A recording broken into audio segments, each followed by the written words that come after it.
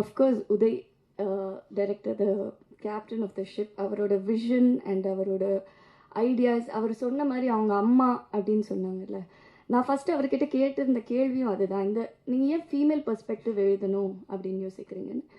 என் லைஃப்பில் எங்கள் அம்மா தான் எனக்கு, she is the strongest woman. So எனக்கு நான் கதை எழுதும் போது எனக்கு ஒரு உமனாக தான் இது எழுத முடிஞ்சது அப்படின்னாங்க.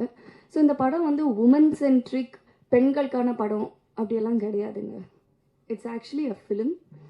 ஒரு படத்தில் ஒரு கதாபாத்திரத்துக்கு சில விஷயங்கள் நடக்குது, அந்த சுச்சுவேஷனில் அவங்க எப்படி ஹேண்டில் பண்ணுறாங்க, அதை கடந்து எப்படி போகிறாங்கன்றது தான் படம். அது பெண்ணாகவும் இருக்கலாம், ஆணாகவும் இருக்கலாம் நம்ம நிஜ வாழ்க்கையில். ஸோ இது மேல் சென்ட்ரிக்குன்னு சொல்ல மாட்டோம், அதே மாதிரி இது உமன் சென்ட்ரிக்குன்றது கேட்டகரைஸ் பண்ண வேண்டாம். It is a film, protagonist female அப்படின்னு தான் நான் பார்க்குறேன். அண்ட் அந்த விதத்தில் தான் அவரும் இந்த கதையை கொண்டு வந்தார்.